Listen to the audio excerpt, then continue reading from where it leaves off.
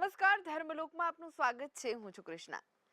દર્શક મિત્રો, આજે ભાઈ બહેનના પવિત્ર પ્રેમ એવો રક્ષાબંધનનો પર્વ છે. રક્ષાબંધનના પર્વને નારિયેળી પૂર્ણિમા પણ કહેવાય છે. ત્યારે આજે દરિયાખેડુઓ દરિયાદેવની પૂજા કરતા હોય છે ને પછી ફરીવાર દરિયાખેડુઓ દરિયામાં જતા હોય છે. આજના પર્વનું શું ખાસ મહત્વ છે, કેવી રીતે આ પર્વની ઉજવણી કરવી જોઈએ, તે તમામ વાતો આજે જણાવીશું ધર્મલોકમાં.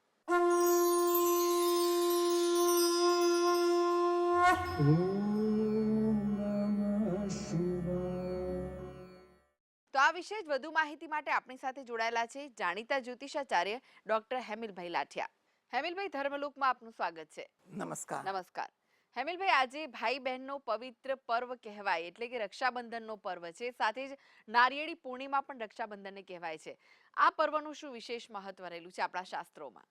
જી, જો આમાં શાસ્ત્રમાં જોવા જઈએ કે ધર્મમાં જોવા જઈએ, કોઈ પણ ધાર્મિક વ્રત હોય, તહેવાર હોય, એની પાછળ વિદ્વાનો અને શાસ્ત્ર આપણને ઘણું માર્ગદર્શન આપે છે કે આ વ્રત કેમ કરવું, આ દિવસનો મહિમા શું છે, આની પાછળના કારણો શું છે અને જેની ફલશ્રુતિ શું છે.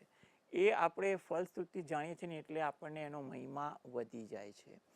હવે આપણે જોવા જઈએ ને કે પૂનમ એટલે સરસ નક્ષત્ર ગણિત છે કે પૂનમ તિથિ જે મહિનામાં એકવાર આવે છે. એટલે જે નક્ષત્ર પર તિથિ હોય ને એ માસની પૂનમ ગણાય છે. જેમ કે શ્રાવણ માસમાં શ્રવણ નક્ષત્રમાં પૂનમ આવે છે. એટલે એવી રીતે જોવા જઈએ ને તો પૂનમનો આખો આ રીતની ગણતરી છે કે જેમાં સૂર્ય અને ચંદ્ર એકબીજાથી સામસામે છે, પ્રત્યક્ષ દેવ છે. એટલે આખું એક ગણિતની પદ્ધતિથી પણ આ શ્રાવણ માસ દરમિયાનની પૂનમનું મહત્ત્વ પણ વધે છે. અન્ય પૂનમમાં પણ સૂર્યચંદ્ર સામે જ હોય છે, એવી રીતે એમના પણ નિયમ હોય છે. હવે એવી રીતે ગણતરી કરવા જઈએ ને કે આ શ્રાવણ માસની પૂનમનો મહિમા આપણે ત્યાં એક તો રક્ષાબંધન તરીકે ઓળખાય છે. હવે આ રક્ષાબંધન તરીકે કેમ ઓળખાય છે? સૌથી પહેલાં એ વાત આપણે સમજવી જોઈએ કે આ દિવસે કેમ રક્ષા સૂત્ર બાંધવામાં આવે છે. તો જ્યારે સતયુગ ચાલતો હતો ને ત્યારે દેવ અને દાનવ વચ્ચે ભયંકર યુદ્ધ થયું. કહેવાય છે કે યુદ્ધ ખૂબ જ લંબાયું અને દાનવ કોઈ પણ રીતે દેવથી પરાજિત થતા નહોતા અને હાવી થવા લાગ્યા. ત્યારે દેવરાજ ઇન્દ્રએ છે ને દેવગુરુ બૃહસ્પતિ પાસે જઈ અને પ્રાર્થના કરી કે આ દાનવોને આપણે કેવી રીતે નિયંત્રણમાં લાવી શકીએ અને દેવની રક્ષા થાય. ત્યારે દેવગુરુ બૃહસ્પતિએ જે રક્ષા સૂત્ર સિદ્ધ કર્યું ને અને એ સિદ્ધ કરીને દેવરાજ ઇન્દ્રની પત્ની સચીને આપી અને દેવરાજ ઇન્દ્રને બાંધવામાં કીધું. એ દિવસ શ્રાવણ સુદ પૂનમ હતો.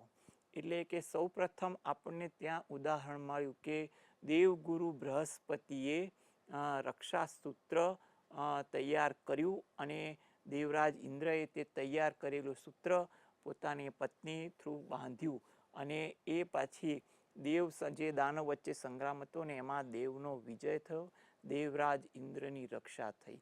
એટલે રક્ષાબંધન શ્રાવણ સુદ પૂનમના દિવસે બાંધવા પાછળનો એક આ કારણ માનવામાં આવે છે કે કેમ શ્રાવણ સુદ પૂનમને દિવસે રક્ષાબંધન થઈ. તો એની પાછળ વિદ્વાનો આ કારણ સમજાવતા હોય છે. બીજી રીતે આપણે વાત કરીએ કે આ દિવસને નાળિયેરી પૂનમ તરીકે પણ ઓળખાય છે. હવે આમાં કેટલાક પ્રાંતીય માર્ગદર્શન ત્યાંના વિદ્વાનો પોતાની રીતે આ આખી વાતને રજૂ કરતા હોય છે.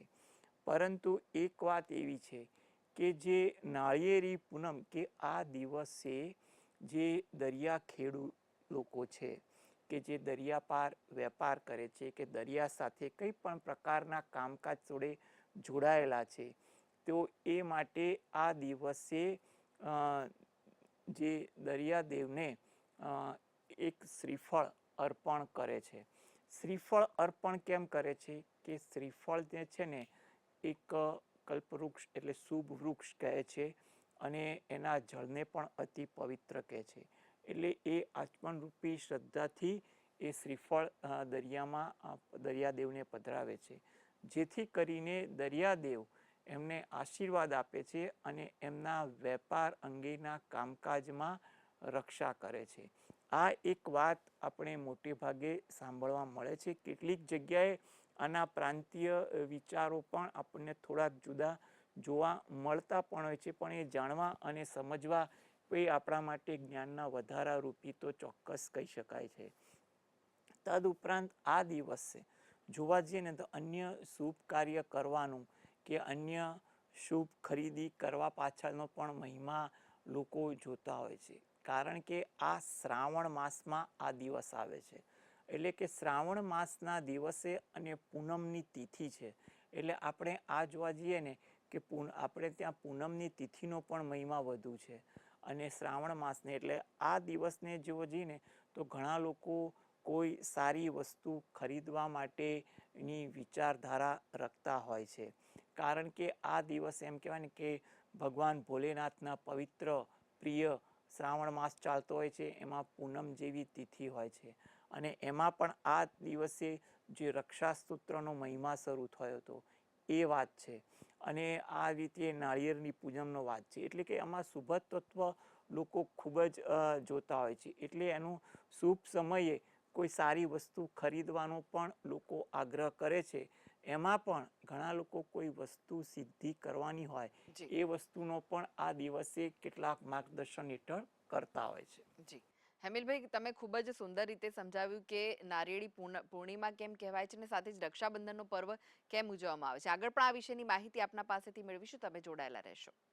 તો દર્શક મિત્રો, આ સાથે જ આગળ આપને જણાવીશું કે રક્ષાબંધન સાથે બીજી કઈ કઈ કથાઓ જોડાયેલી છે તેના વિશે. તે પહેલા હાલ સમય છે એક નાનકડા વિરામનો. લઈએ વિરામ.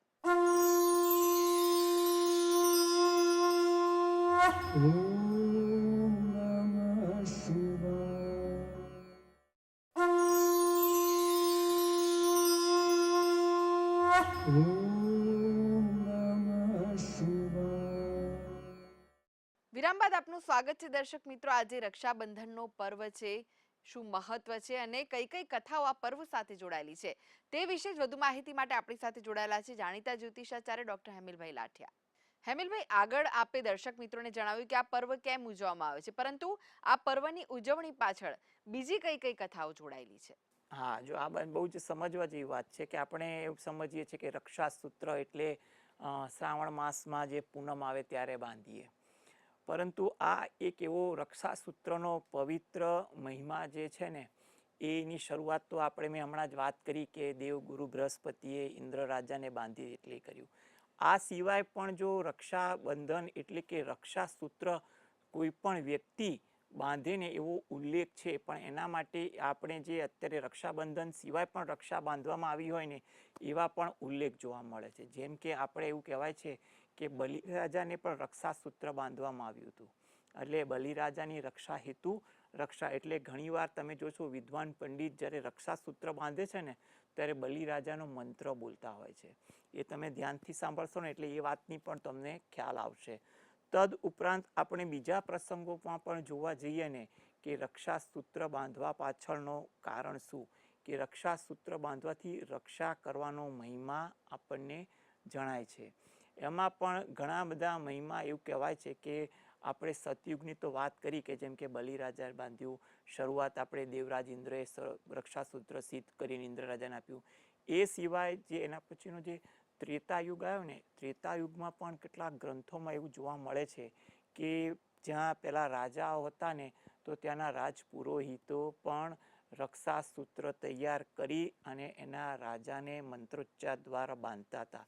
એટલે રાજાની રક્ષા થાય. રક્ષા કે શત્રુ એટલે કયા પ્રકારના શત્રુ, એટલે બાહ્ય શત્રુ નહીં, આંતરિક શત્રુ અને દૈહિક શત્રુ. એટલે દૈહિક શત્રુ એટલે કોઈ પણ પ્રકારની મોટી માંદગી કે અશક્તિથી એની રક્ષા થાય. અને એ ઉપરાંત પણ એવું જાણવા મળે છે કે એ પછી રાજા તો બનતા હતા પણ પ્રજામાં પણ એમના કોઈ પંડિત હોય કે નજીકમાં કોઈ વિદ્વાન હોય એ બાંધતા હતા, કે ઘરની કોઈ વ્યક્તિ પણ ભગવાનનું નામ લઈને રક્ષાસૂત્ર બાંધે એવો કંઈક ને કંઈક વિદ્વાનો પાસેથી વાત જોવા મળે છે. તેવી જ એક વાત છે ને દ્વાપર યુગમાં પણ જોવા મળે છે કે દ્વાપર યુગમાં છે ને એકવાર ભગવાન શ્રી કૃષ્ણને પોતાના હાથમાં છે ને થોડીક ઈજા થઈ. એટલે ઈજા એવું થઈ છે કે એમાંથી થોડુંક એમને લોહી પણ નીકળ્યું.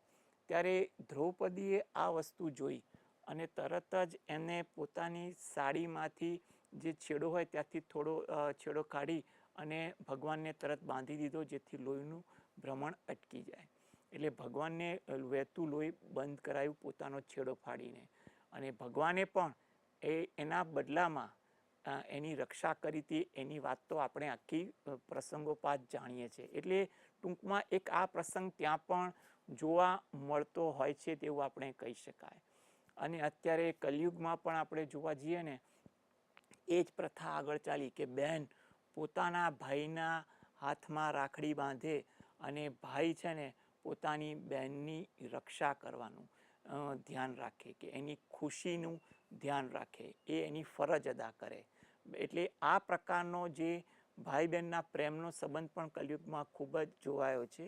તેમાં પણ એક ઇતિહાસમાં એક કથા પણ આપણને થોડાક ઇતિહાસના કોઈ ગ્રંથમાંથી જાણવા મળી જાય છે કે એકવાર જે મુઘલ બાદશાહ હતો હુમાયુ, એને એક રાણીએ કહેવાય છે કે મેવાડની રાણીએ જ્યારે મેવાડ પર કોઈ શત્રુનું આક્રમણ થયું ને ત્યારે પોતાના દેશની રક્ષા કરવા માટે એને મુઘલ શહેનશાહ હુમાયુને રાખડી મોકલી હતી. અને એ રાખડી મોકલતા જ હુમાયુ પોતે બહેનની મદદ કરવા માટે તત્પર પણ થયો હતો. પણ એના આગળની આખો ઇતિહાસની વાત કોઈક રીતે પોતાના વિદ્વાનો પોતાની રીતે રજૂ કરતા હોય છે. પણ એવી એક વાત આપણને ઇતિહાસમાં પણ થોડી ઘણી જાણવા મળી જાય છે. એટલે આ સિવાય પણ તમે જોશો ને કે કથામાં એક પ્રસંગ એવો પણ છે કે કુંતા માતાએ અભિમન્યુને પણ રક્ષાસૂત્ર બાંધ્યું હતું. એટલે આ એક પ્રસંગ પણ જોવા મળે છે. એટલે ઘણીવાર આપણે રક્ષાબંધન સાથે તો રક્ષાબંધનનો તહેવાર જોડાયેલો છે, પણ ક્યારેક ક્યારેક રક્ષાસૂત્ર ક્યારે બાંધવું ને એનો પણ પ્રસંગ જોવાયેલો હોય છે. હવે આ રક્ષાસૂત્ર બાંધવા માટેના કેટલાક મંત્ર છે, કેટલીક ભાવના છે, એ મુજબ રક્ષાબંધન આપણે બાંધવામાં આવતી હોય છે. અને આની પાછળ પણ એક કથા જોડાયેલી છે કે રક્ષાબંધન વખતે જો વિષ્ટિ સમય, એટલે વિષ્ટિ એક કરણ છે, ભદ્રા કરણ છે, એ કરણ દરમિયાન જે સમય હોય એ દરમિયાન રક્ષા ન બાંધવાનું પણ વિદ્વાનો સૂચવતા હોય છે. અને એની પાછળ પણ એક કથા જોડાયેલી છે કે રક્ષાસૂત્ર કેમ આપણે વિષ્ટિકરણમાં ન બાંધવું જોઈએ.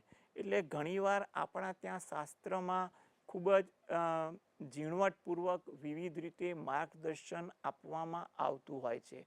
જો એ રીતે જો આપણે સમજણપૂર્વક થોડું પણ અનુપાલન કરીએ ને તો આપણા જીવનમાં ઘણો બધો આપણને ફાયદો થાય છે. એટલે આપણે એ વસ્તુ જોવાની હોય છે કે રક્ષાસૂત્ર બાંધીએ ને એટલે પૂનમનો દિવસ હોય છે. એટલે વિષ્ટિકરણ જોવા જઈએ ને તે કે કઈ તિથિએ, વદમાં અને સુદમાં કઈ તિથિએ આવે છે. અને આ વિષ્ટિકરણનો વાસ, ભદ્રાનો વાસ એમ કહેવાય કે પાતાળ લોકમાં છે, પૃથ્વી લોકમાં છે કે આકાશ લોકમાં છે, કયા લોકમાં છે, એ બધી ગણતરીપૂર્વક જો આપણે કામ કરીએ ને તો એવું કહેવાય છે કે આપણને શુદ્ધ સમય શુદ્ધિ મળે. અને આપણે એ સમય શુદ્ધિ મુજબ જોવા જઈએ ને તો આપણે કરેલું કાર્ય જોવા જઈએ ને એની ખૂબ જ ઉર્જા મળે છે. એટલે આ ઉર્જા જે મળતી હોય છે ને તો એને કારણે આપણે જે શુભ કાર્ય જે કરીએ છીએ એનો હેતુ છે ને એ ખૂબ જ સારી રીતે સર થાય તેવું આપણે કહી શકીએ. જી, તમે ભદ્રા વિષ્ટિની વાત કરી તે વિશે આગળ આપની પાસેથી જાણીશું. તમે જોડાયેલા રહેશો. તો દર્શક મિત્રો, આ સાથે જ આગળ જણાવીશું કે ભદ્રા અને વિષ્ટિમાં કેમ રક્ષાસૂત્ર નથી બાંધવામાં આવતું, તેની પાછળ કઈ કથા જોડાયેલી છે. તમે પણ જોડાયેલા રહેશો. તે પહેલા હાલ સમય છે એક નાનકડા વિરામનો. લઈએ વિરામ.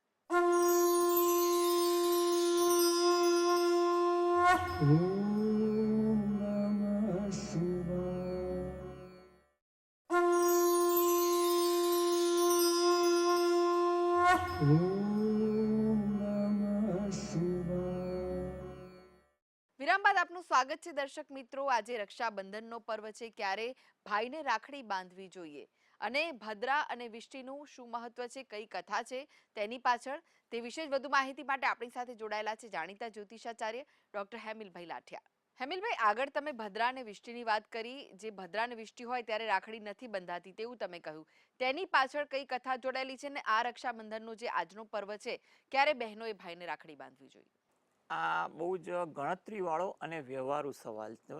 જો એનો જવાબ આપણે સમજીએ કે સૌથી પહેલાં એ સમજીએ કે જે ભદ્રા એટલે વિષ્ટિ, જે આપણે પંચાંગમાં કરણ તરીકે ઓળખાય છે, પંચાંગના જે 5 અંગ છે.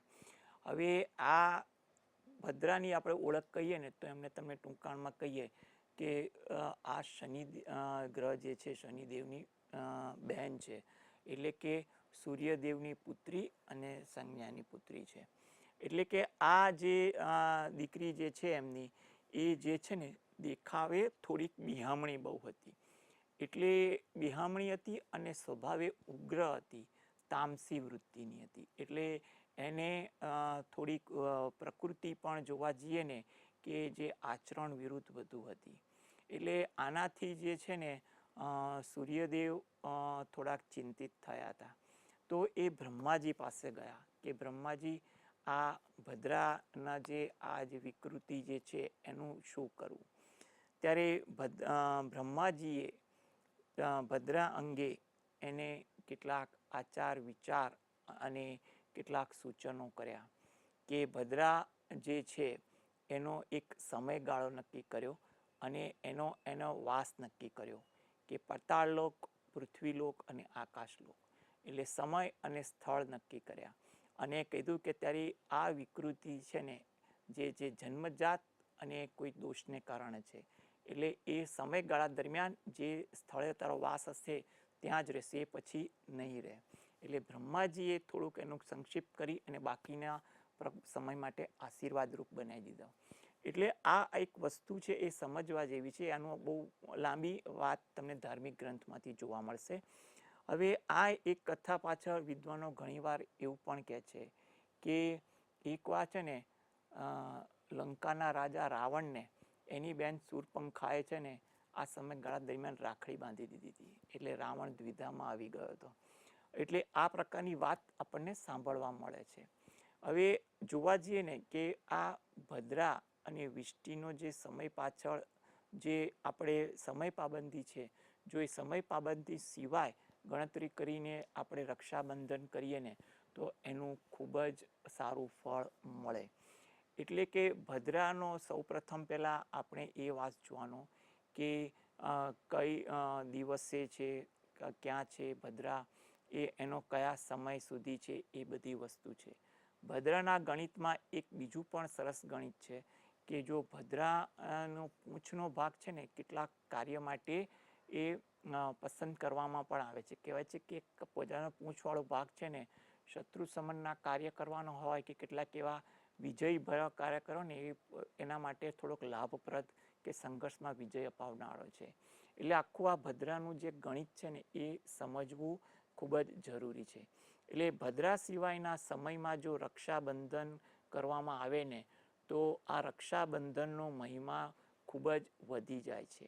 એટલે વિદ્વાનો એવું પણ અર્થઘટન કરે છે કે રક્ષાબંધનને દિવસે રાખડી બાંધો, એમાં જો સમય શુદ્ધિ ભદ્રા સિવાયની સમય શુદ્ધિ હોય ને તો એનો મહિમા અને ફળશ્રુતિ વધી જાય.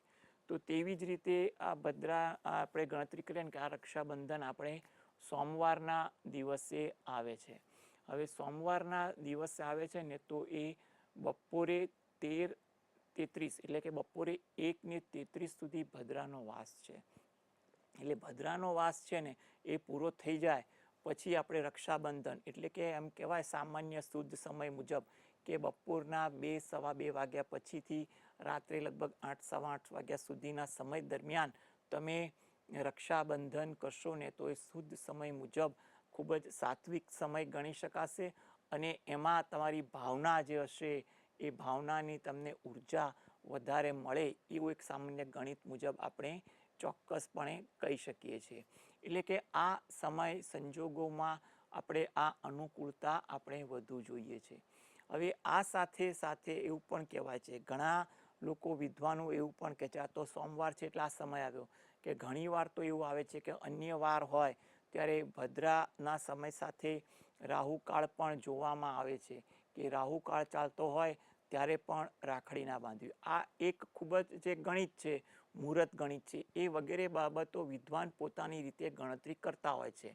એટલે એ ગણતરી મુજબ સમય નક્કી કરવાનો હેતુ શું છે કે શુભ કાર્ય, શુભ આ ભાવનાવાળું કાર્ય છે, એ ભાવનાવાળા કાર્યમાં એમ કહે ને કે ભાવના તો ઉમેરાતી હોય છે, સાથે સાથે જે શુભ ઉર્જા પણ એ સમયગાળા દરમિયાન જો વધારો થતો રહેતો હોય ને તો એક ભાવનાને સારો વેગ મળે છે. એટલે કે ભાઈ બહેનના પરસ્પર પ્રેમ વધતા હોય છે. આપણે ત્યાં ભાઈ બહેનના પવિત્ર પ્રેમ સંબંધનો તહેવાર છે ને, જોવા જઈએ ને તો રક્ષાબંધન છે, એને કહીને ભાઈબીજ છે, પસલીનો તહેવાર પણ છે, ઘણા પ્રાંતમાં તો ખૂબ જ ભાવનાથી મનાવે છે, એવા કેટલાક તહેવાર છે. એટલે આ તહેવારમાં આ સમયગાળા દરમિયાન આ ભાવ પણ વધી જતો હોય છે. એટલે આ બધા સિવાય પણ જોવા જઈએ ને કે આ સમયગાળા દરમિયાન પણ કેટલાક વિશિષ્ટ પૂજન કરતા હોય છે, કારણ કે શ્રાવણ મહિનો છે અને પૂનમનો ભાગ છે. એટલે એના હેતુથી ઘણા લોકો કેટલાક વ્રત કે ભગવાનનું પૂજન પણ કરવાનું પસંદ કરતા હોય છે. જેમ કે ઘણા લોકો આ સમયગાળા દરમિયાન પૂનમ છે તો કથા કરવાનું પણ વિચારતા હોય છે, પૂનમ અંગે કોઈ દર્શન અંગેનું પણ વિચારતા હોય છે, કે કોઈ જગ્યાએ ધાર્મિક સ્થળનું પણ કાર્ય કરવાનું હોય છે, અથવા કોઈ એવી વસ્તુ પણ ખરીદવાનું પસંદ કરતા હોય છે, વગેરે જેવી બાબત આ ધાર્મિક રીતે આ સમયગાળા દરમિયાન લોકો કરવા માટે ખૂબ જ આગ્રહ રાખતા હોય છે. હવે આ રક્ષાબંધનની જે વાત જ આપણે કરીએ છીએ કે આપણે સમય તો જાણ્યો, તો રક્ષાબંધન પર ભાઈ અને બહેન જો રક્ષા બાંધે તો કયો ભાવ રજૂ કરવો, કયો મંત્ર બોલવો. જો આપણને મંત્ર ખબર ના હોય તો શુદ્ધ ભાવથી આપણા ઈષ્ટદેવ, આરાધ્ય દેવનું નામ દઈ, અથવા ભગવાન કૃષ્ણનું કે વિષ્ણુ ભગવાન સ્વરૂપનું પણ નામ દઈ, અથવા યમુનાજીનું પણ નામ દઈ, કે જ્યાં ભાઈ બહેનના પવિત્ર સંબંધોના ઉલ્લેખ જોવા મળતા હોય એવા નામ દઈને પણ આપણે ભગવાનનું નામ સાથે રક્ષા બાંધી શકાય ખરી. રક્ષા તમારે બાંધવી કેવી રીતે? તો આજના જમાનામાં તમે રેશમના દોરા વડે પણ રક્ષા બાંધી શકો, ચાંદીના દોરા વડે, અથવા વિવિધ રીતે અત્યારે ભાવનાથી રક્ષાસૂત્ર તૈયાર થતું હોય છે. એટલે તમે કોઈ પણ ભાવથી તમે રક્ષા તમે બાંધી શકો છો, એ વાત ચોક્કસ છે. સાથે સાથે આ રક્ષાબંધન દરમિયાન બહેન તો પોતાના ભાઈને રક્ષા હેતુ રક્ષા બાંધે છે, તો ભાઈએ પણ પોતાના બહેનનું તમે ભેટ આપો એ તમારા મનનો ભાવ છે, પણ બહેનનું ધ્યાન રાખવાનું જો ફરજમાં રાખે ને તો એમ કહેવાય કે સાચા દિલથી રક્ષાબંધનનો તહેવાર મનાયો એવું આપણે ચોક્કસ કહી શકીએ. જી જી હેમિલભાઈ, તમે ધર્મલોકમાં ઉપસ્થિત રહ્યા, આજના પર્વનું જે વિશેષ મહત્વ રહેલું છે તે તમે દર્શક મિત્રોને સમજાવ્યું, તે માટે આપનો આભાર. નમસ્કાર. નમસ્કાર. તો દર્શક મિત્રો, આજે રક્ષાબંધનનો પર્વ છે, ત્યારે ધર્મલોક તરફથી પણ આપ સૌને રક્ષાબંધનની ખૂબ ખૂબ શુભકામનાઓ. આ સાથે જ મને રજા આપશો. નમસ્કાર. Mm-hmm.